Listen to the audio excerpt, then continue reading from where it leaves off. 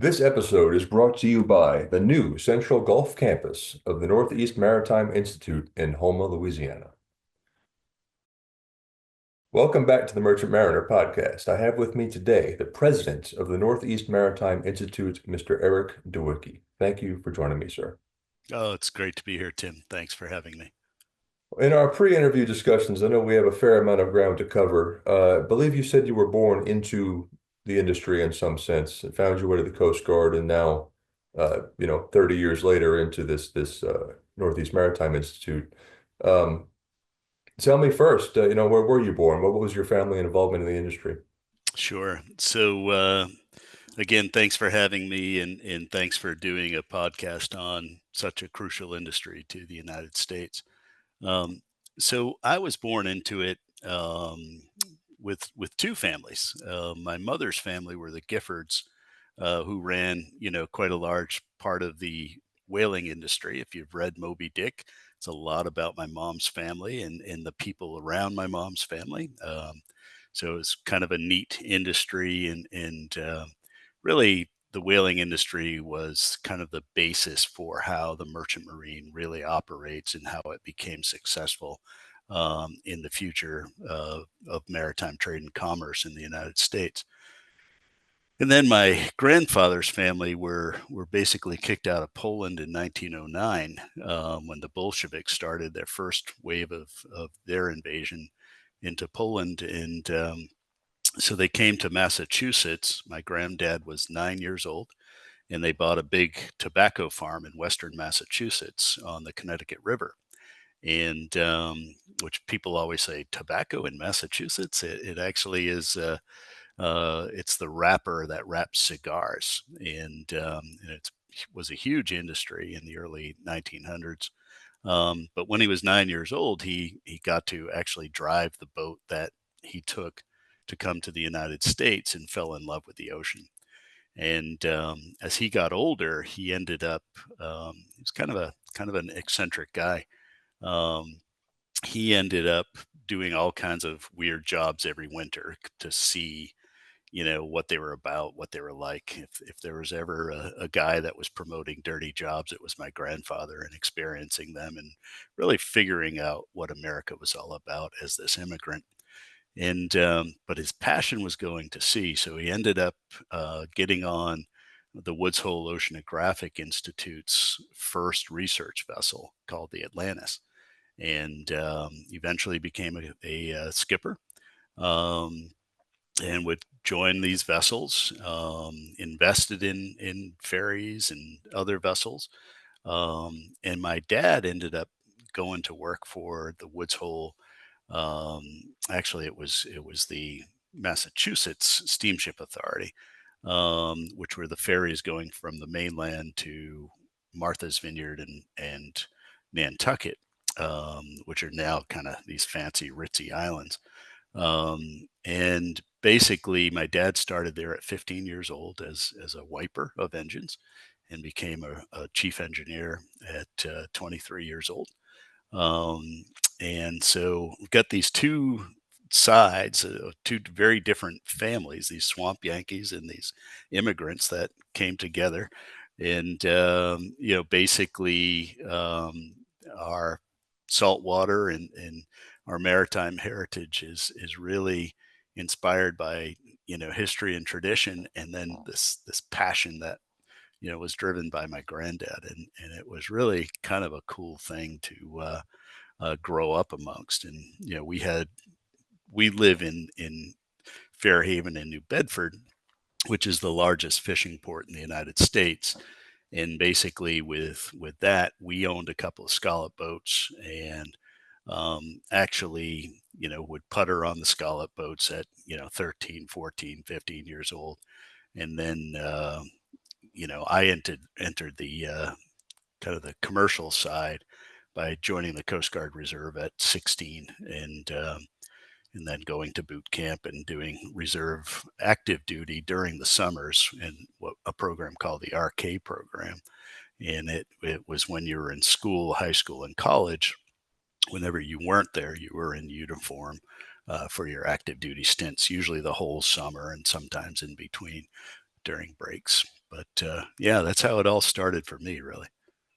Before we get into the Coast Guard, and we'll talk more on your childhood, you mentioned also that the whaling industry, and as you mentioned just now, uh, led to the development of Standard Oil and sort of the inland rivers and western rivers maritime industry. Fill me in on that history a little bit more.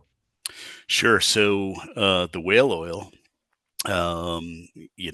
basically lit the world at the time. And then when petroleum was discovered in Pennsylvania, a little wharf rat from Fairhaven, a kid named Henry Huddleston Rogers, who kind of grew up right next to my mother's great grandfather's uh, cooper shop, which was the barrels that held all the whale oil.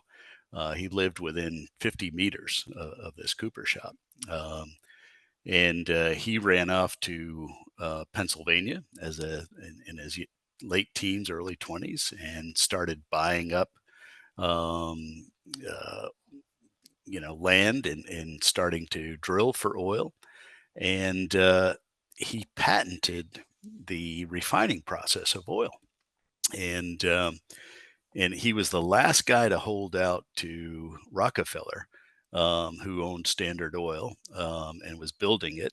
And they ended up merging, and Henry Huddleston Rogers basically became the president of most of the Standard Oil companies, and which is pretty wild. This poor kid from a local town here went off and asserted himself. Great American tale.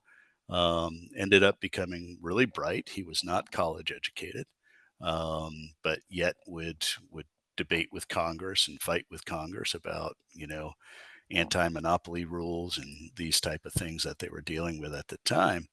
And essentially, he created all of the transportation models that started to haul petroleum oil, including on not only on the rivers and the coastlines, but he was the founder of um, uh, I'm trying to remember the name of it right now. I'm shooting a blank here, but the rail lines. Uh,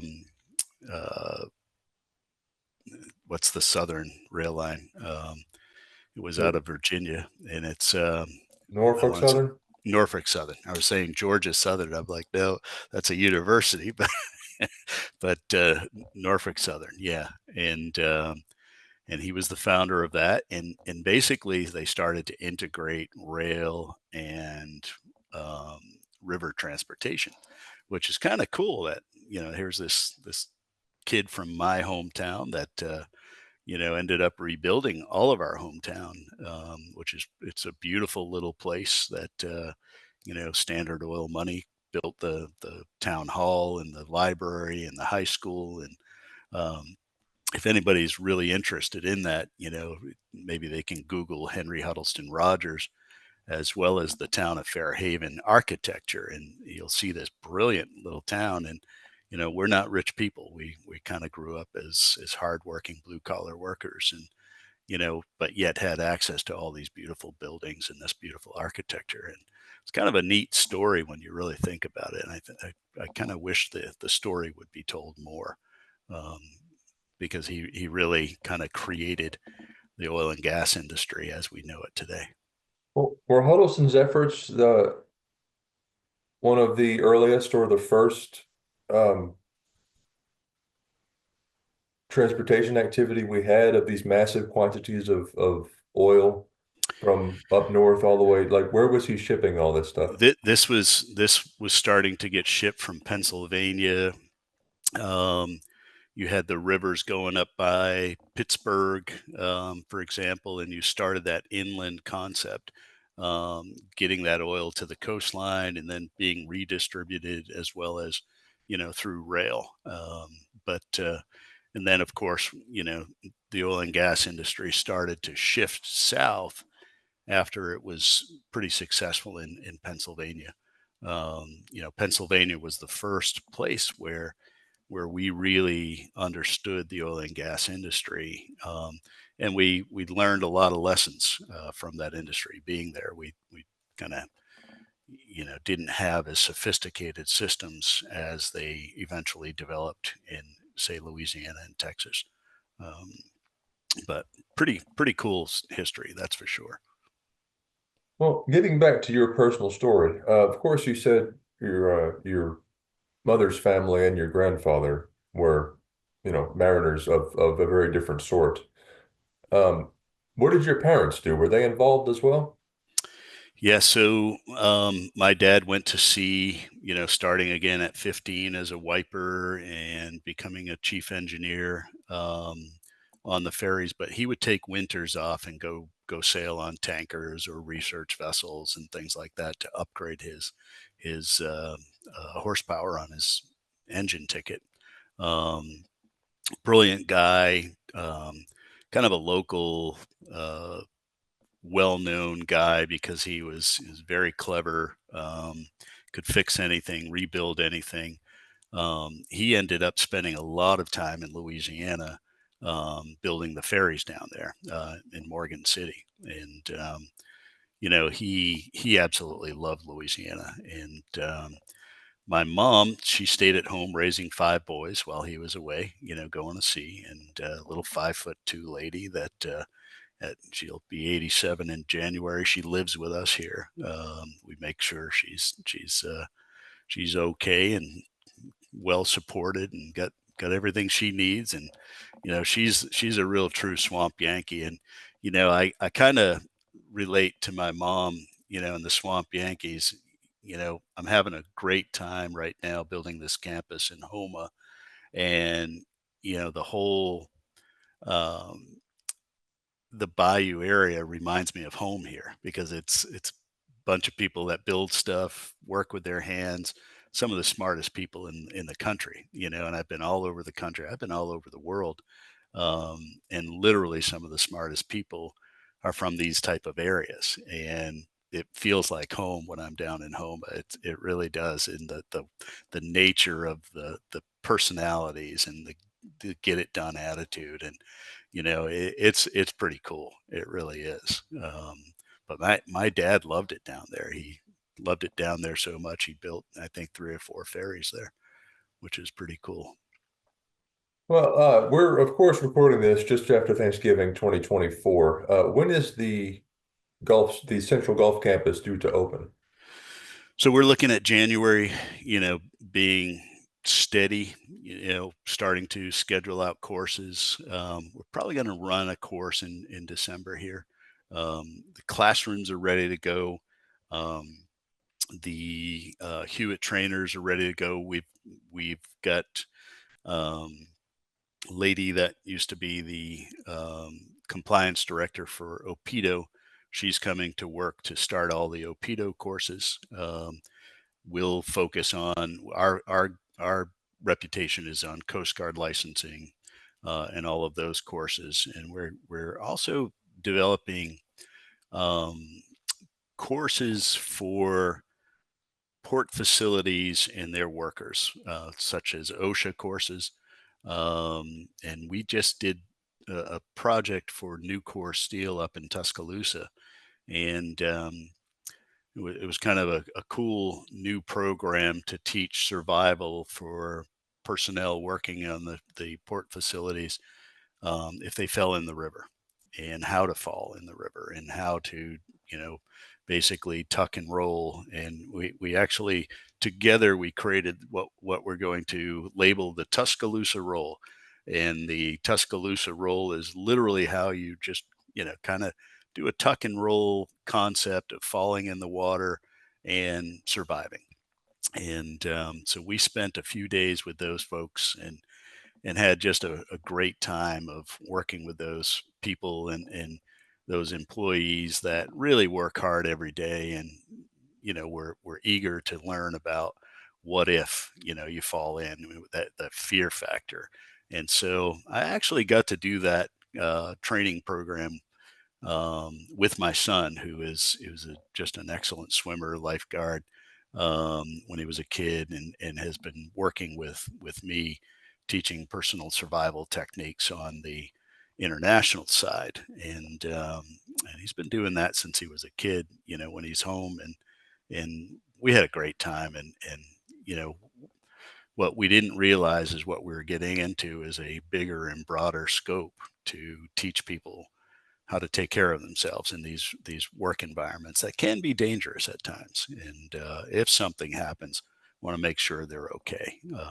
And I was really proud to have Nucor Steel contact us because of our reputation, especially on the blue water side of we were the first school in the country to teach STCW personal survival techniques. It was under a course called Cold Water Survival back in 1995, and so our reputation kind of has been steady for 30 years now, which is kind of crazy. And As a guy that first started teaching that, I was proud that 30 years later I could still teach and be in good enough shape to teach that program and get it started, because it was just a whole heck of a lot of fun where the students gained so much from it. So yeah, it's pretty cool. I joined the towing industry in mid 2015 with AEP River Operations, and they I was in a shoreside role. I've been on boats, but more visiting or computer training or functions like that. Um, with AEP, they I went with a class of deckhands for their water survival training. Uh, Jumping in a pool with steel toe boots and a pair of jeans on, and finding out how those you know flotation devices are supposed to work, warned against what not to do, but just attending that and getting out there on the boats and the fleets and seeing how all this stuff works, it is a little off-putting to imagine falling in the Mississippi River in the New Orleans area, Sure. rushing downriver at ships and barges that are moored, and just some friends of mine in the industry. One of them actually had a story where he fell off one evening, nighttime, and he sees the rake end of a barge coming right at him. Mm, Luckily, he got around it or landed on a box or something, but they got him out, no issues. But there are some horror stories for sure. sure, sure. Well, so let's dial back to your personal story. Tell me, I guess, fill me in on your childhood, how school kind of went, and what led you to your Coast Guard involvement. Sure. For me, I was the quintessential youngest of five boys. Um, Hyper busy, hyperactive. Uh, what people deem attention deficit, right? It is. People calling it a disorder. I'm calling it the greatest gift I ever received. Just learning how to take that energy and put it towards something positive was the greatest thing that ever happened to me. Um, I, uh, I was a C, D, and F student in high school, and so the high school sent me up to Children's Hospital up in Boston to find out what the heck's going on with this kid, because he's not a dummy, and so I sat through some sessions with a psychologist. She sent me over to UMass Medical Center in Worcester, Mass, and they started doing all kinds of batteries of intelligence testing and IQ, EQ, SQ, which is emotional intelligence and social intelligence as well. Had an IQ off the charts. Had a really weak EQ and a really weak SQ, and so at the end of the day, people started taking interest in my story, um, and really, what I wanted to do is do something that I could be, beyond sports, because sports was my outlet. Athletics really saved me as a kid. And so I went over uh, to the Coast Guard recruiter after that being suggested by my brother, and they said, "Ah, you're too young, and you know, you can't do that. Come back in a year or so." And then 2 weeks later, I got a call. They had heard apparently about my story, and they said, "If your parents signed a waiver, we can get you through boot camp," which was kind of a cool thing. And prepubescent, no hair on my face. It was kind of a different experience. Was probably too young to be there, but at the end of the day, it was one of those other wacky gifts we get in life that gives you some concept of where you should be and where you shouldn't be, um, and so as time progressed in high school and college, I would do my active duty here in New England, on the islands and in Woods Hole, um, and and when I wasn't doing that, I was working on the ferries, when I had time off as a porter, cleaning toilets and carrying people's bags on the boats and things like that. And then and then basically it was time to go off to college, and that's when things got a little bit dicey, quite honestly.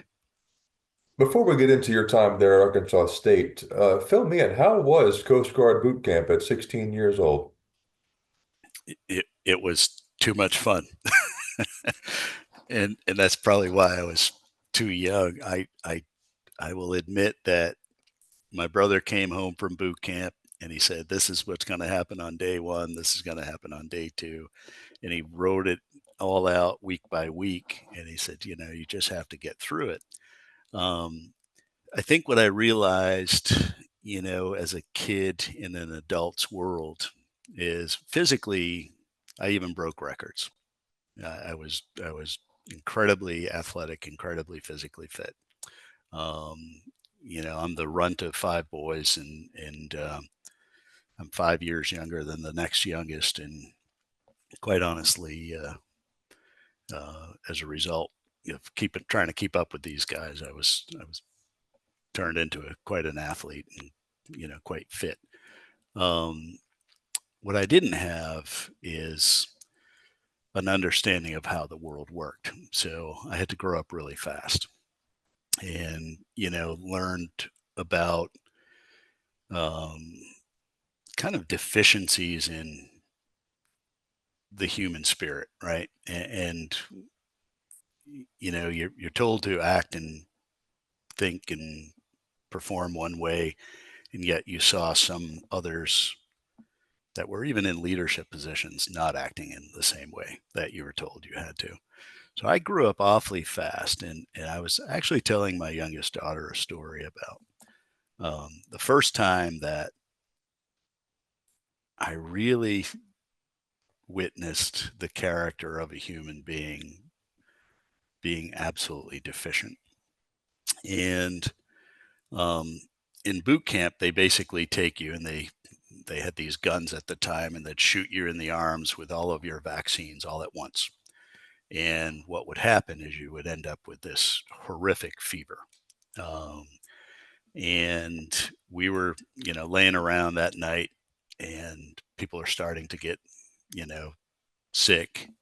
Um, some were okay, some weren't. And this one kid, a couple of beds down, um, developed a real horrible fever. I was blown away, and nobody was really helping this kid. So I slung him over my shoulder and I carried him over to sick bay, which was about, 300 meters from where our barracks were.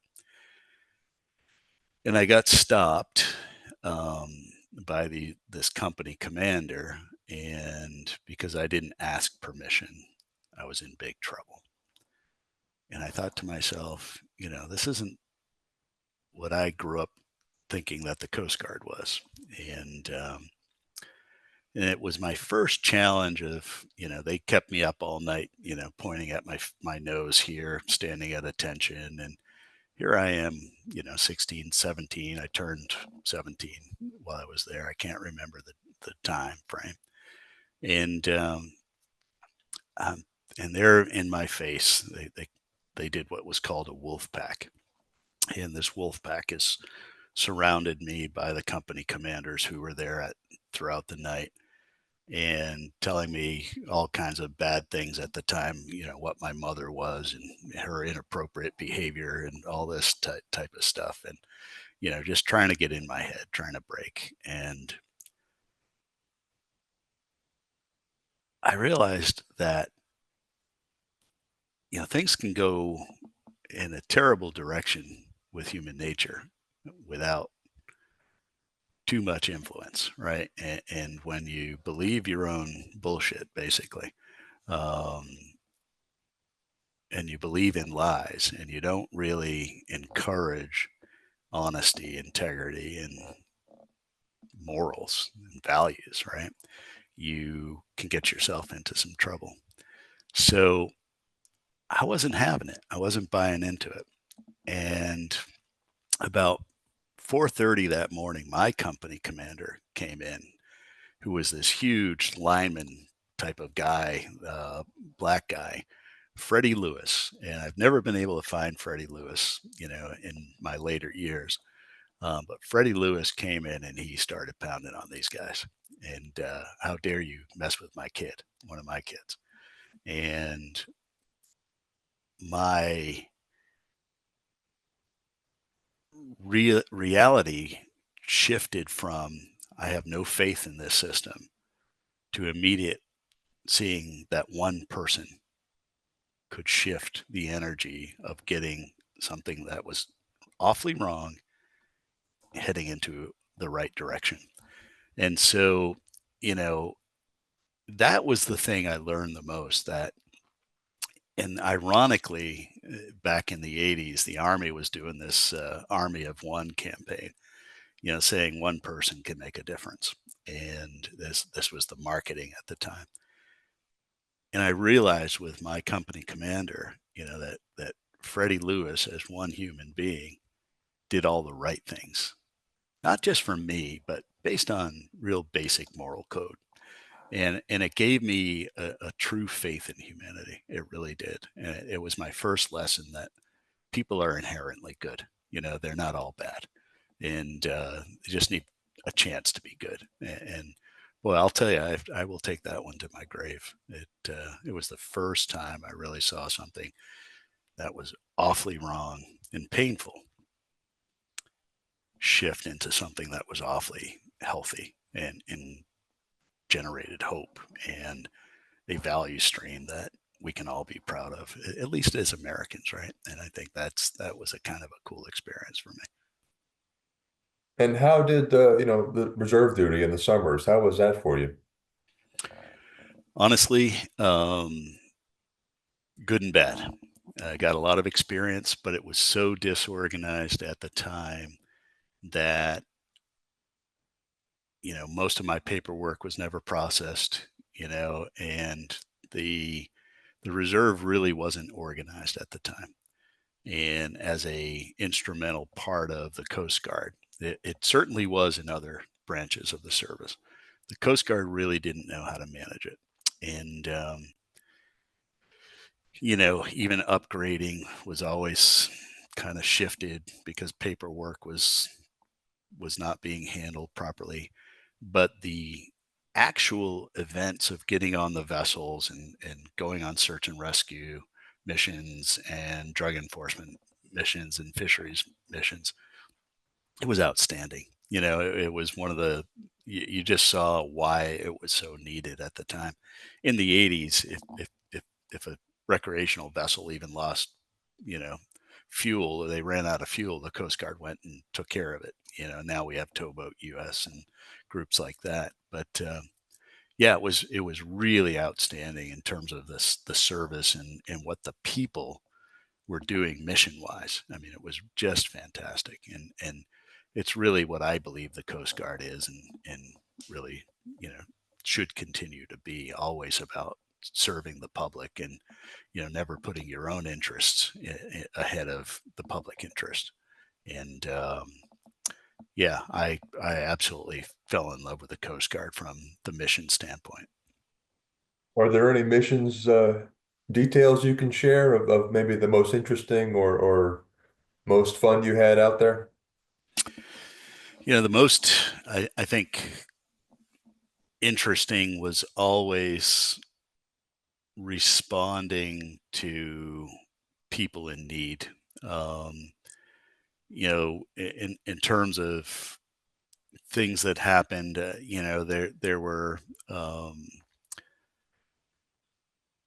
certainly some wacky events, from real silly to pretty serious stuff, like dealing with,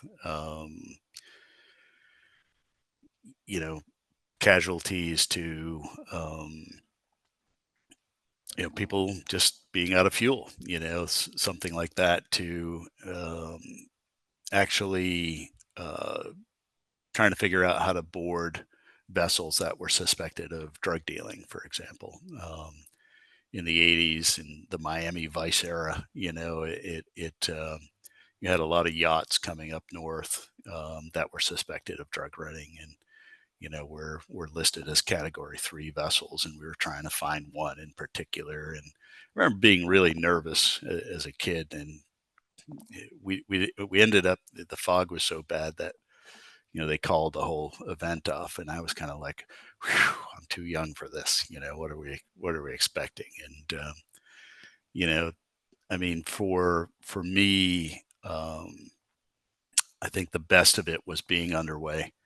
The worst of it was dealing with the bureaucracy, right? The egos, and that's not just the Coast Guard, by the way. That's work. That's school. That's life. And it's funny because I have a tendency. I don't like to be part of clubs. I wasn't.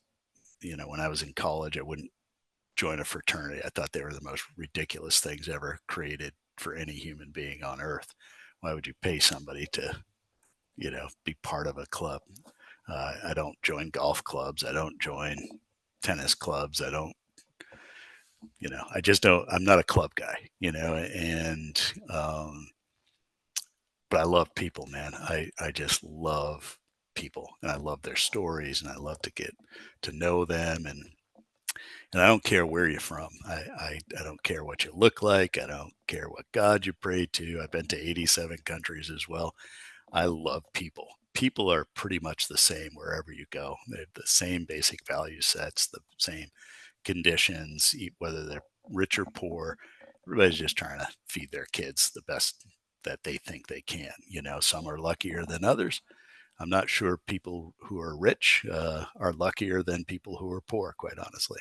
Um, it's all a matter of perspective. And at the end of the day, if you can love your family and you can, you know, make their lives better, I mean, that's what it's all about. And I'll tell you, that's what I learned when I was underway with the Coast Guard. It always came down to, it didn't matter how rich or poor you were. If somebody was in trouble, they were looking to make sure their family was okay. And it reminds you of those basic tenets of humanity. Part of that's part of what drove the development of the Between the Levees podcast. I know we were talking a little bit about that before. You seem to enjoy that title. Yeah, Um, I think it's cool. It's a great title. well, it began though that project began as an intent to actually to write a book to chronicle the development of industry on the West Canal at the time I was dispatching that area.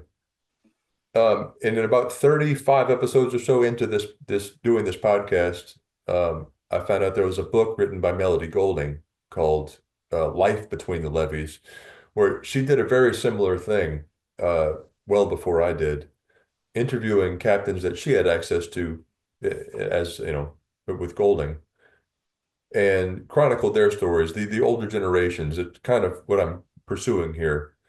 But the Between the Levees title, I was still developing the idea, and we were in a company meeting one day, and the CEO of Ingram Barge, who I work for now, he said in that presentation, life between the levees. And that just kind of stuck. And I said, you know what? Between the levees kind of makes sense for this podcast. And the first year of doing it, I was in a mad dash to get up to 100 episodes because I thought that episode count made it somehow legitimate. Um, Not sure all 100 of those were the best efforts of my own. Sure. But since then, I've reduced to just 52 a year instead of 100. It's far more manageable with a full-time job. Um, but it's grown, and then this new show, I'm kind of pursuing a different approach to capture kind of more than just the career, to get these stories and capture them before they're gone. Yeah. Beautiful. Uh, the first few episodes that are premiering in 2025 are with I've got an 83-year-old captain who's retired. I've got a 100-year-old mariner coming out, plus a few others. It's developing as we go, but I'm really enjoying this. It's certainly become a second job.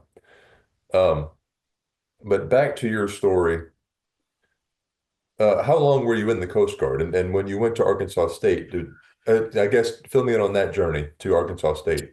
Sure. So my commitment to the Coast Guard was 6 years, basically, and and you have to get so many points per year within that 6 year period, to you know meet your commitment. As an athlete, I wanted to go down south to play football, because I really loved football, and it was really where I was happiest. And started playing when I was 5 years old, in what we call Pee Wee League. And as a matter of fact, it was called the Rinky Dinks. As was the real young kids, that with their helmets falling off as they'd run down the field. Um, the principal of my high school went to Southern Arkansas University in Magnolia, Arkansas, and he contacted the coach and he said, I've got this kid. He's kind of a handful.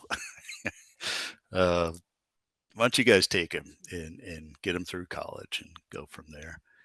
And I got down there thinking it was a relatively large school, and turned out to be a school about the size of my high school, a really small college.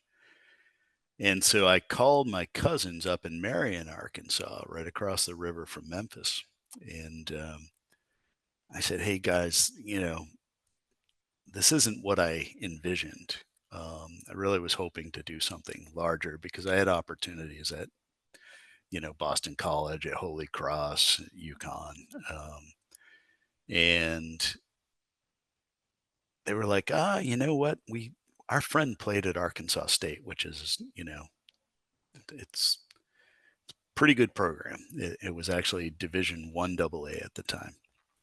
And I said, I can, that sounds cool, and they also knew Lou Holtz, who was at Arkansas at the time. I said, I think that might be too big for me, and so anyway, I ended up going and visiting, with the folks at Arkansas State, and which is in itself a really interesting story, but end up down in on the field where they played and was blown away at how amazing it was. The facilities were, um, it was grass at the time. It was a mixture of Kentucky bluegrass, Bermuda grass, and clover. And you walked on the field, and it felt like turf, quite honestly. And I remember just looking around and saying, "Wow, I'm in heaven. This is amazing." And so I walked on, and and I'll tell you, it was a great decision. Met a lot of great friends. I still, a lot of my teammates still stay in touch. Um, love the people of Arkansas. They're just salt of the earth, good people. And for me, um, unfortunately, uh, it blew up on me because it was the first time I was away from home. Like I said, I grew up with four older brothers, so it was like having five fathers growing up. Um, didn't know what freedom was until I got down to Jonesboro, Arkansas, and woohoo, I found freedom, and I was a little bit different with a Yankee accent down there, and kind of cute, I guess. And so school quickly became something that I was not focused on. I was focused on football, fun, and frolicking, I guess. And I'll tell you, I relatively quickly, within a couple of years, was in trouble, and in trouble with myself, and realized that, you know, pretty quickly, I had a drinking problem um, that evolved into alcoholism really quickly. And so basically, I was at Coast Guard duty in Woods Hole, and my mom called me on the phone, and she says, "Hey, just got a letter from Arkansas State." I said, "Oh, go ahead and open it." And she said, "I have, and you are no longer academically eligible to attend Arkansas State University, and you need to take a good hard look at yourself." And from that point, it took me about 9 months to spiral into real oblivion, because I blew everything. And so I had to get sober at the age of 21, and, kind of had a bunch of hiccups in between as a result. Um, and I'll tell you, it getting sober, and that included being homeless for a while. Um, it shook me up. It really, here was a kid with every opportunity in the world, blew it all. And, but I needed some peace, some time. So I lived in a tent out in the woods for 9 months until it was November 29th of 1986. Um, we had a snowstorm up here. I was living on a piece of property that my mother's grandfather at one time owned, and out in the woods near a pond, and thinking I was, Henry David Thoreau, um, but sober, but reading and writing, and really kind of connecting with myself and my soul, and making sure I went to AA meetings every night. And that, you know, November 29th, with that snowstorm hit, my tent collapsed, and I was cold and hungry and angry and lonely, and, decided I better straighten my life up. And so I reached out to the ferry company that my family had been involved with for two generations, and a lady named Mara Fitzgerald. Mara was part of that Cape Cod Fitzgerald Kennedy family, um, who I didn't know at the time, um, but had been sober. And and she said, "Well, you're coming back to work here full time, and you need 90 days of full time before we can give you health insurance, and then we're going to send you to rehab. But instead of getting overtime at night, you're going to, as soon as the boat touches the dock, you're going to an AA meeting, and we'll, make sure that happens." And here was this unconditional love, from people on the water. Again, it seems like this was kind of a pattern that I witnessed as an observer and an experiencer, as people on the water really looked out for each other. And I ended up getting the 90 days, went to rehab for 30 days.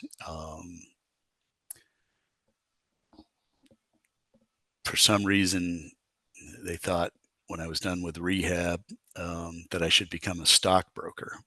And that lasted a total of 3 weeks. It was the sleaziest damn thing I'd ever seen in my lifetime. And I called my father up and I said, "Hey, this isn't going to work." He said, "I didn't think so. We've been waiting for the call. And come on home. You work back on the ferries, and but we need to get you pointed in the right direction." And and while this was all going on, I was kind of not communicating with the Coast Guard, and so the Coast Guard ended up having to. I got called in and met with them and my father and guy from Washington that took interest in this situation, and they said, "You have three options: 6 more years in uniform full time," which I didn't want to do because of things weren't aligning with my value systems, and jail, because if you don't show up, or you can go work on an LNG tanker as an ordinary seaman, cleaning toilets. And I chose the latter. And these two LNG tankers out of Lake Charles, Louisiana, which ironically, one of them was called the Lake Charles and the other was called the Louisiana. I started my career there, and we had these things had been laid up for 10 years, not operating. And so we were going to bring them over to Marseille, France, to start bringing natural gas from Algeria to Lake Charles, Louisiana. And man, we worked our tails off. I've to this day, I've never worked that hard. And we on the Lake Charles, the crew on the Lake Charles, we decided we wanted to do all the work, not the shipyard. And so we were competing with the shipyard, who was going to get done before the shipyard, period. And so it was a bunch of kids from, the Boston area, where these two vessels were originally built in the Quincy shipyard. And my goodness, talk about, learning and working hard and keeping out of trouble. And then finally going to Algeria and loading up for the first time. And then I will never forget, we're loaded up, we're heading out to sea. And basically, as we're heading out to sea, I get a call actually from the chief mate, and he says, "I need you up on the bow." And I'm thinking, "Oh boy, what did I do wrong?" And he says, "Now I want to show you something. Look over the skirt of the bow." So I looked over, and there were about 12 porpoises leading us out through the Straits of Gibraltar, and all phosphorescent green. It was a moonlit night. You could see all the stars and the moonlight, and oh my God, I chewed right on that bug. I bit the bug right there, and fell in love. And I remember saying to myself, "This is why my grandfather and my father loved going to sea. This was the most spiritually connected I've ever felt in my lifetime." And when I'm at sea, I get that every time. So it was just an incredible moment. And you know, and there's nothing better than messing around on boats, right? And especially in nature. So that's how that evolved. What I thought was the end of my life, and a ruined life that became, this jump start of working with some pretty tough characters. These guys, especially the old timers. They would pat me on the head when I needed it. They would kick me in the rear end when I needed it. They'd give me a hug when I needed it, and they kept me going, especially those first 6 months where I didn't have AA to go to and rely on, but I had my books to read. But these guys made sure that I stayed out of trouble. And, and really that's why I operate Northeast Maritime. It's my way of saying thank you to those guys that saved my life. It really is.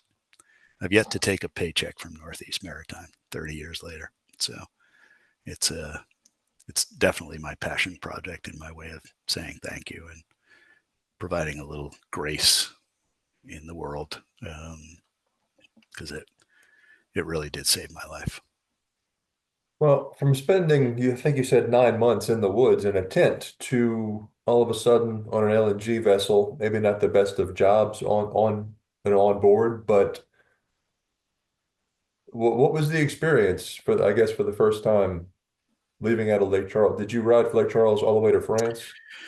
No, I met the vessel in France. They flew us out as a crew. They had a delivery crew that went from the vessels were actually in Norfolk, Virginia, in layup, um, and Lockmar purchased them to go back into operation, which was Lake Charles Marine. Um, and basically, once we got to Marseille, France, it was a pretty industrial environment. It went from nature to real hard, you know, smelly, dirty shipyard that was truly industrial and smoggy and lots of it was not the safest place to be. Um, and yet what you found was you developed camaraderie with people and you worked hard together and you made sure that the goal of getting these things operational and functional um, would be realized. And so it went from kind of a lazy bliss of reading and writing, observing my own inherent nature, to taking what I had learned in that experience and put it to work. Um, One thing about alcoholics, for me anyway, and I've observed this with people,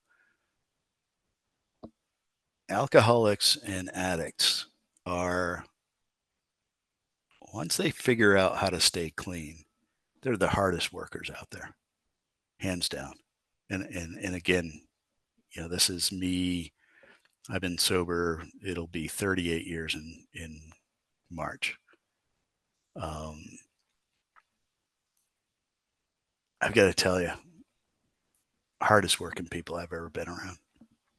And what they are is people that oftentimes feel so, more than most people. They're hyper empathetic. They're um, hyper observant, and what they can't do very well is manage their emotions, right? So they try to escape and self medicate, and that's what gets them in trouble. And certainly, it's what got me in trouble. And so for me observing, students that have come and gone in my life, the ones that really are the most successful are typically the people that have skinned their nose and with addiction at some level, whether it's alcohol, drugs. Once they get off that and stay clean for 3 years, and we get them back into the pipeline, they do really well. They do amazingly well. You know, we've witnessed this time and time again. Um, and you have to be a different kind of soul to be on a vessel. It's not your typical work, and so you want those people that have a little bit of passion, right? And that's where that typically comes from. The addiction is not understanding how to manage, you know, hyper success or hyper failure. I think is the issue. So it's fascinating because you find people in our industry on almost every vessel will have one or two of me, and it's kind of a neat thing. And I can figure it out in the first 15 minutes of being on a vessel who's got a story similar to mine. And companies don't realize much assets these people are, because they're usually leading the band, even when they're not the band leaders, if that makes sense. It does indeed. Um, and we'll touch more on the sobriety and the activities that you'll be participating in here soon, down here in Houma. But before we do, I guess take me through your career from this first LNG plant, and then I believe 1995 Northeast Maritime started. Yeah, So yeah, what years are we looking at from the first time you got on that vessel to 95? sure. So it was that vessel was probably 89 is when I got on board. And I was on board that vessel till about 1994. And so career wise, um, became, started as an ordinary seaman, became an able bodied seaman, became bosun, and then third mate, got my license at third mate. And when I became third mate, it was when the International Safety Management Code um, was required to be put in place. And so the same company hired me to become their designated person ashore to manage their quality management system, develop it, and manage it. And I had met my wife in New Orleans. She was a biomedical engineer from Tulane and basketball player at Tulane. And decided, I called my dad and I said, I think I'm going to ask this girl to marry me. And, you know, it's the easiest relationship I've ever had in my life, and kind, loving, sweet, hardworking, brilliant. Um, and he said, well, you know, you better think about a different career because not everybody's going to put up with that like your mother did. And so I talked to the guys in the office, and they were like, "Oh, we're going to hire you as the DPA. We're not going to send you to sea." And basically, what ended up happening there is they put an office in the same place I was living in New Orleans, and basically just started writing, all these manuals, and did that for about a year and a half. And that's when I got a call from the Coast Guard saying, "Hey, you ever hear of this school that was started in 1981, actually, called Northeast Maritime?" I said, "No, actually." Like, well, you wrote this paper about how screwy the licensing system is. Because when I got my third mate's license, they stuck you in front of this computer and you had to memorize answers to questions. There's absolutely no way that was a healthy way to get a license, right? And I kept saying, the way I learned in the Coast Guard, it was performance based, blah, blah, blah. And we had actually signed the STCW treaty, um, and the US was totally non compliant with it. And so what they wanted me to do is buy this little school um, in Massachusetts. They reminded me it was in New Bedford, Massachusetts, where I was born. Even asked me, did I know where New Bedford, Massachusetts was? And I, to this day, don't know if they were messing around with me or just, you know, making a mockery of me. Um, but I talked to my wife, and I jokingly say we were pregnant for our first child, and realized that we needed to be around family. So it was either going to be back home in Massachusetts or where she grew up in Yorktown, Virginia. And she decided on Fairhaven, and literally all this stuff came together in like a week. Um, and we bought Northeast Maritime Institute for $20,000. The guy that started it was going to give it to us, and I said, "No, you need something." And my dad co-signed a loan, um, took a loan out for $20,000, and the rest was history, really. And to date, it's over 70,000 students we've trained, and certified. It's kind of wild to think about it. But man, we poured heart and soul in the very first class that we taught was this cold water survival class, and it really took off. Yeah, it was one of those pinch me moments that wow, this is needed, and companies all over the country were sending us people, which was pretty wild. And then we did the basic safety training within about 9 months after that. So that's when the Coast Guard decided to implement STCW. Um, we were ready, and kind of wild when you think about it, because all kinds of schools have popped up since that period, but we were the only one at the time. Was the focus primarily blue water? Was there any brown water curriculum? It was blue water at the time. Yeah. The irony is the inland licenses, um, the ferry company that was so much part of our family, those were all inland licenses. So we were training those guys. Actually, they were training them at NMI before I even came. So there was a lot of that curriculum being delivered as well. Um, but yeah, but the focus was on STCW and the blue water training. Yeah. Well, surely there's something interesting you can share about maybe star students or the most successful of your programs or all that up until, walk me through the time and then we'll cover your brand new Central Gulf campus. Sure. So, essentially, um, we kind of have a history of being the first to develop courses that are new regulatory requirements. And, then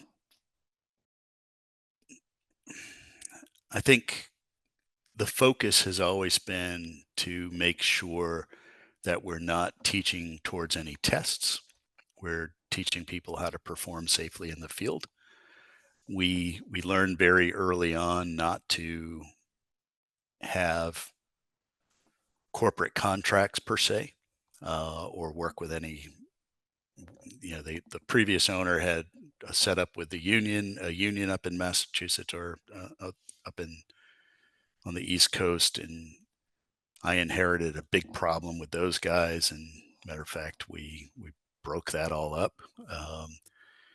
My goal was to work with individuals and make sure that every individual that came through could succeed. And so, in terms of how it was created, we made sure that if any student struggled academically, or they had learning disabilities or learning differences, we would provide them with the service that they needed. I've paid for people to learn how to read, and we're not talking a few. We're talking hundreds and hundreds and hundreds. English as second language issues. Um, we've worked with people with severe dyslexia, gotten them on their feet, um, and really, again, learning how to be passionate about education regardless of where that student comes from, and learning that adult education was such a different animal than what you and I would have experienced in high school or college. And um, and Tim, honestly, I think over the years what I figured out is that the education system was deeply flawed in America. It was just so severely flawed, especially as they started to move more progressively towards standardized testing as a way to measure people's intelligence. Just not the case, right? And not taking into the account of where the student comes from, what their experience was growing up, and making that part of a way of blending an experience that they could become successful in. So we went through up until about 1995 until 2010, just training as a training institution. meeting some of the most incredible human beings I've ever met in my lifetime. And to realizing that the flaw wasn't in the people, the flaw was in the system. And so we decided to create um, a college. And so we created NMI as the first private maritime college in the history of the United States. And Coast Guard was fully supportive. Um, the National Maritime Center, they were really supportive because they saw the flaws in the way the academies were producing professional mariners. Only about 6% of maritime academy graduates actually go to sea or go work on boats. Um, so we created this micro college concept that was almost like boot camp. You took all your classes together. It was cohort style of education, and basically took us a while to learn how to become a college. And while we met all the minimum standards, we needed to really figure out how to meet the standards of society and humanity, and make sure we understood our students better, and that the by really 2018, when COVID hit 2019, we'd only been operating for 4 or 5 years, and we started to see all the behavioral stuff bubble, right? And when I say bubble, it people were so afraid and so tense that you started to see trauma that people experienced as children surface as adults. Not just our students, but our faculty, our staff, even us as administration. It's a scary time. And the state of Massachusetts basically said, you know, all non-essential work must be shut down and all non-essential personnel must be laid off. They didn't even give you a choice, basically. And so I remember we had to do a Zoom call because we couldn't be together, right? We just didn't know what was going on with this new virus, and we had to lay off about a third of our people. We had to figure out how to keep the school running as a college. And I remember, my wife is just as responsible for NMI's success as I am. She and I worked side by side since 1995. And my wife is very stoic. She's very British. She was brought up in a British home. Um, Grew up in Virginia, so you know she's an American, but British mom, Welsh father, and for the first time in our marriage, I saw her cry, deeply, like wounded, like, wow, this is going to be awful as we laid off people. And how do you choose which people are non-essential, right? It's the most awful thing to have to experience. And I'll tell you, the kids came home from their colleges and their experience, and everybody was home. And I woke up everybody up the next day at 5 o'clock, and I said, "Hey, guys,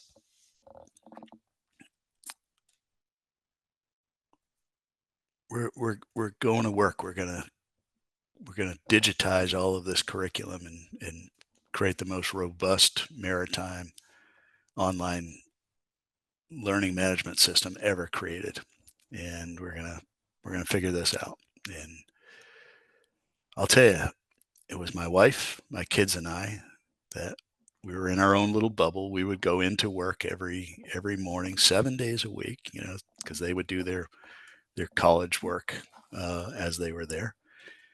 We would work, and we started hammering out digitizing all of the curriculum and making it work and function, and making sure mariners had access and not putting themselves at risk by traveling around, places they didn't have to be. And to this day, we are the largest online maritime learning platform in the country, possibly even the world. And we have countries literally talking to us about adopting what's called Northeast Maritime Online, NEMO. And, and the funny part is, and this is where the Coast Guard's getting itself into trouble. They're approving courses online without a good quality management system. Like, you shouldn't be running classes. You can't copy other people's stuff and then submit it for approval. And what's going to end up happening is the system's going to blow up and fail. Um, like the old days of sitting in front of a computer learning the answers to questions on the Coast Guard exams. And so we we're in this struggle of being creative and developing while trying to ensure that quality management systems are in place. Because as a guy that would have to pluck bodies out of the water as a kid, um, I can tell you this much. I've seen a lot in my lifetime. In the worst of my memories, when I'm in the middle of the night and I wake up in a cold sweat, it's the memory of the bodies being in the water. And you don't want to see that because we were weak, you know. Well, we get pissed off at government regulation a lot. You need this balance of making sure that the rules are in place to protect people, not to hurt them, right? And that's good bureaucracy. Bureaucracy is not a bad concept. It's as long as it's not being abused, right? You don't want abusive bureaucracy. So I think what I worry about is, as we work really hard to do something very smart and very supportive, you get these other groups worming in. They're just looking for profit, right? And they don't really care what the outcome is except lining their pockets. And we're trying to control a narrative or something like that. And it's a weird time right now for that. However, we're doing some dynamic stuff. We even have created the first simulators online to be used and approved by the Coast Guard. Um, we now do GMDSS, radar, ARPA online, 100% online, which is fantastic. We've developed a software that monitors people taking their exams. It's called the Halo exam monitoring system. And Halo, ironically, is turned into its own company as a result of this need to. Sure, you have courses online, but if you have to come in to take your exams, it's ineffectual, right? So we had to program a software. Took us a couple of years to build this software to allow mariners to take their exams online. And it's really the most ethical way of monitoring online exams. So much so it's getting patented. And we've commercialized it, and our very first customer, we commercialized it November 1st. Our very first customer is the largest online high school or digital high school in Florida, because they want to truly deliver ethical exam taking. And all this from this maritime stuff, right? Which is pretty cool. And now other schools and colleges are reaching out to us to do that. But I mean, I think the cool thing is what we've seen with the online stuff. It's forced us to rethink our model and make sure that we have places that students can go to have their assessments done at these. Sorry, my phone's ringing. At these regional schools, and what we thought would be, something smart where we could do partnerships with schools. Um, it's easier for us to develop schools ourselves with the standards that we have always prescribed, in knowing people aren't going to, and I hate to put it this way, but lie, cheat, or steal. And I think having this ethically driven program that really takes care of the individual mariner to make sure that they have NMI doesn't charge, for example, for you to fill out your Coast Guard paperwork and submit it. We do that all for free, making sure you're not going to get it kicked back. And if it gets kicked back, we work with the people in the Coast Guard reviewing the applications, and we we do that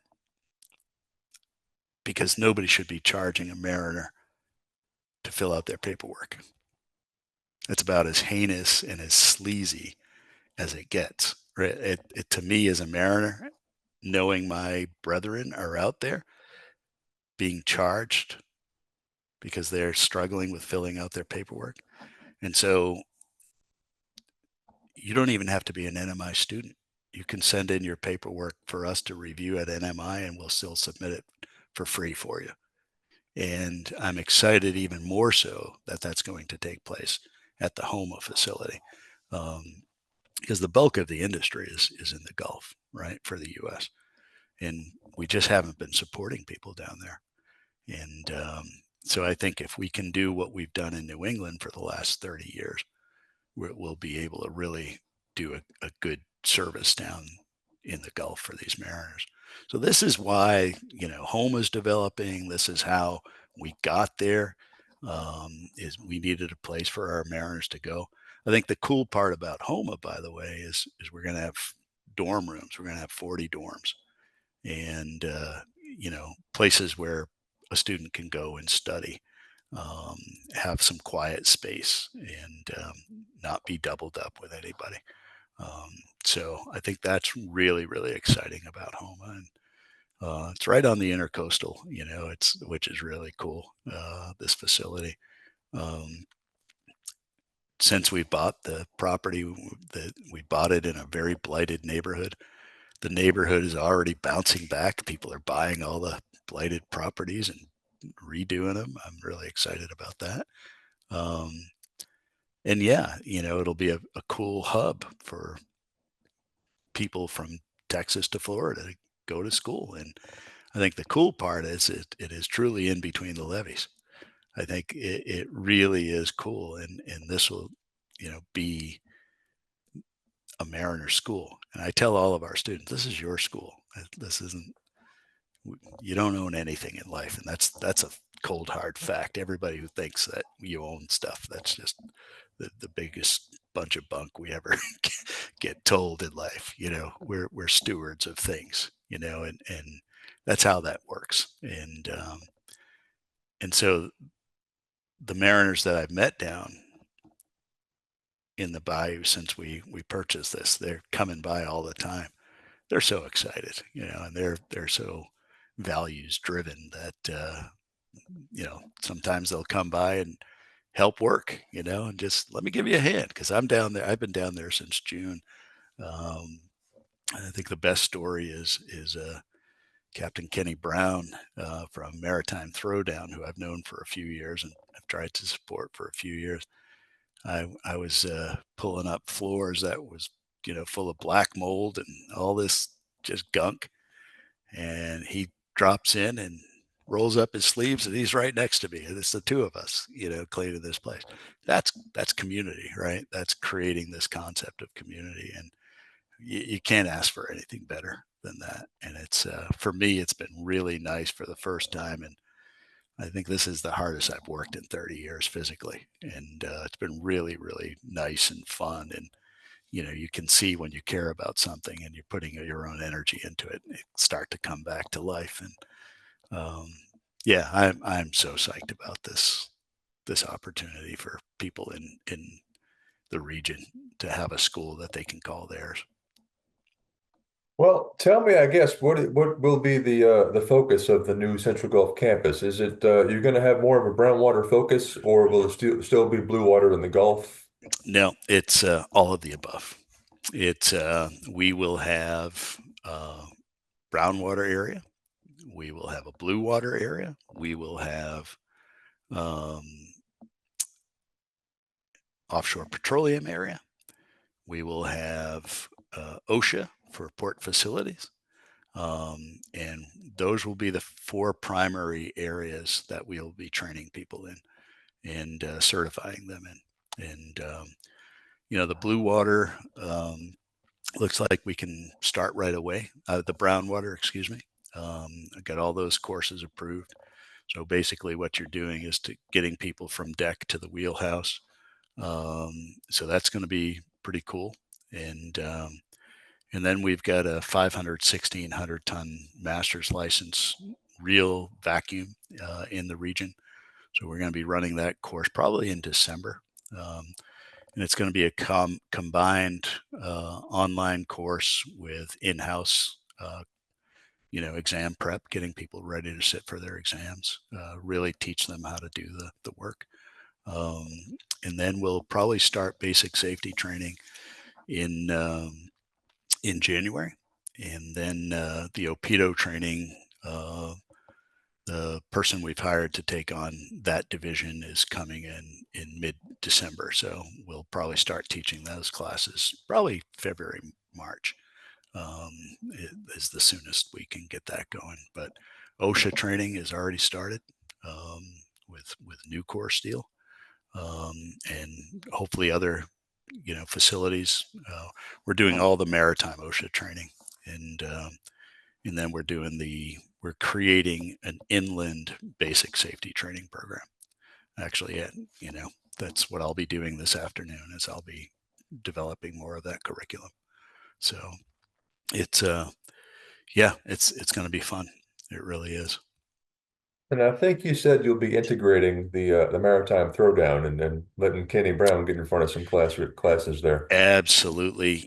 Kenny Brown is, you know, if your industry has a rock star in your industry, it's Kenny Brown, and I think company owners need to know that. He's doing more to promote the maritime brown water fleet than anybody I've ever seen in my 30, 40 years involved in this. Um, I saw Kenny's stuff on Facebook one day. It's probably been 3 or 4 years ago. And I reached out to him. I said, you know what? I started asking him questions. What's your motivation? And here's a guy that loves what he does, and he loves safety. And he also loves promoting our industry. So he created, this idea of a competition that is just amazing. And what he's done is he's created a platform for industrial athletes. And I'll tell you, I got to MC his not this past year, but the year before his workboat event, and man, I had some fun doing it. And what I realized is that people need to get more excited about this industry, and they need to become more passionate. Every single thing we do in our lives is affected by maritime trade and commerce. Just look around you. Look at your body. Look at your clothing, look at your hat, look at your headphones. Everything came on the bottom of a ship. And the fact that we don't promote our industry well enough, you know, shame on us. Thank you, by the way. Thank Kenny Brown, by the way, for promoting our industry and really making sure people are going to be learned and educated about the importance of maritime trade and commerce. It's the absolute baseline of our American economy. People don't realize that, So if we're not trading, and we'll never get rid of global trade, by the way, it's existed for as long as we can remember, right? So all this political crap that we hear, constantly, oh, there's always going to be balance, right? That's the key. But we're always going to trade. And so the key is making sure we inspire our people to still get involved in this industry, because it really is a great industry. It's a great way to make a life for yourself, for your family, and support your family. And it's not like it was even when I went to sea. You were gone for 6 months a year. Now it's like a maximum of 2 or 3 months on, 2 or 3 months off. Um, but it averages, 2 weeks on, 2 weeks off, which is a great schedule, right? I would have loved having that schedule. And I really applaud companies for promoting that schedule. Um, but I got to tell you, it's everything we do. Everything we do is based on maritime trade and commerce, and from the food we eat to the clothes we wear. And you know, thank God people still are excited about it, and I hope we can expand selfishly our American interests. I really do. I want to see the American industry grow.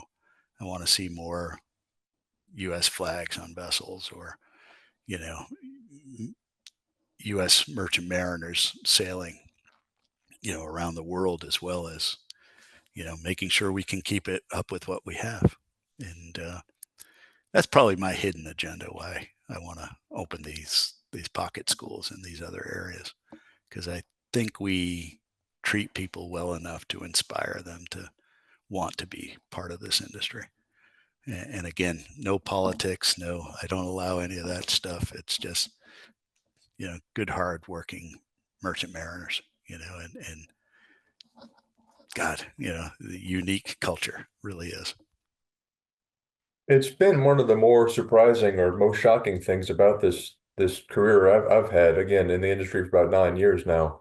Not very long, but the vastness of our industry, the effect it has on the economy, for so few people in the United States to really understand what's happening and know what's going on and to know what it takes. That's been obviously a personal challenge to the growth of this podcast because it's a very niche audience. Mhm. Um, Trying to do my part here to, of course, put us in a better light than bridge strikes and barge Yeah. sinking and things like that. But in closing, another topic that is quite clearly important to you. Uh, you mentioned to me in our conversation previously that another intention at the Houma campus is to support those that are battling with sobriety issues. Did you Yeah. want to talk any more on that to close this one Yeah. out? Yeah.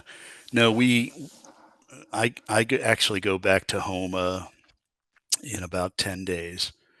And one of the things we'll be doing is reaching out to the central service of Alcoholics Anonymous to figure out, how to start AA meetings. And I think AA meetings are kind of great because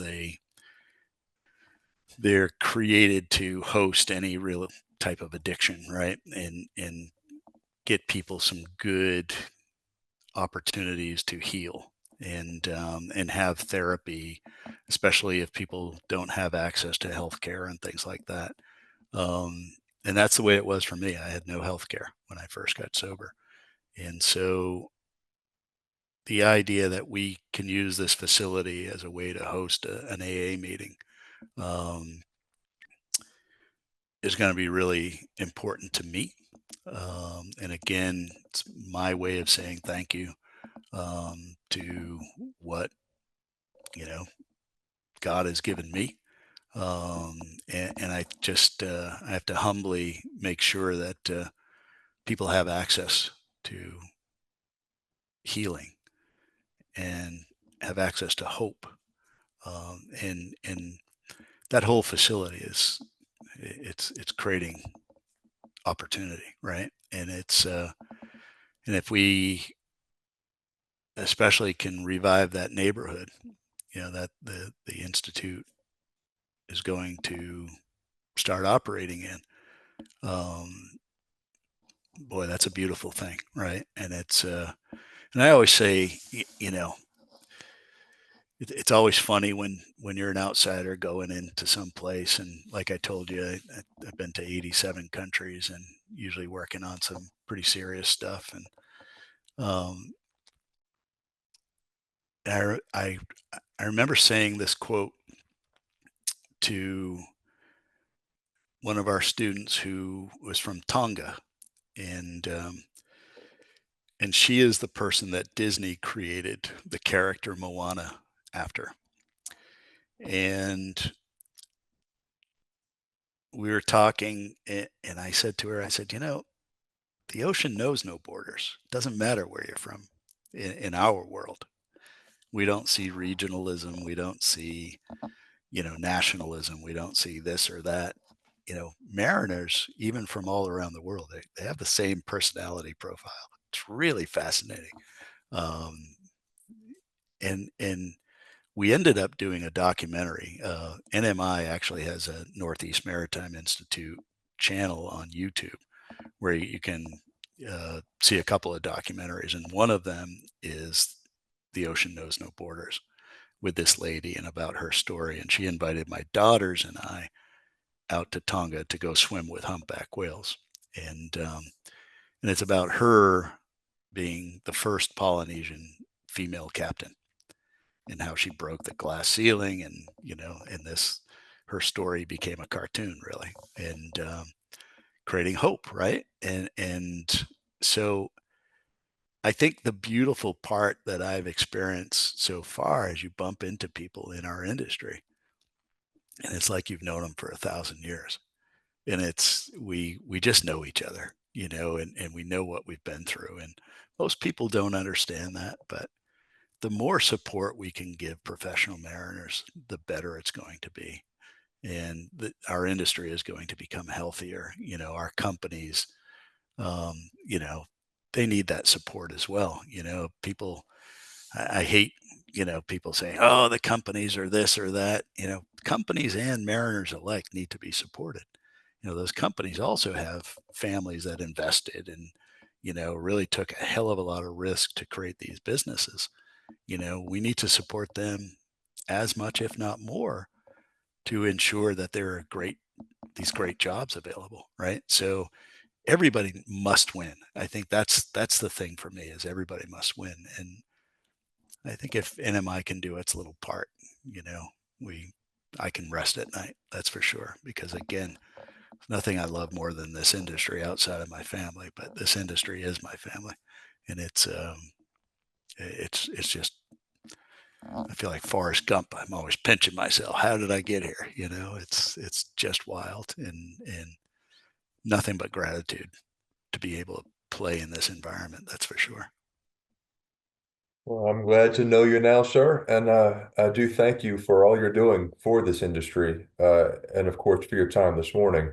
I look forward to following the growth and development of your programs, and yeah, thanks again. Well, listen, thank you, and hope to see you soon. Yes, sir. All right, thanks, Tim. This has been a production of Where You At Studios, LLC.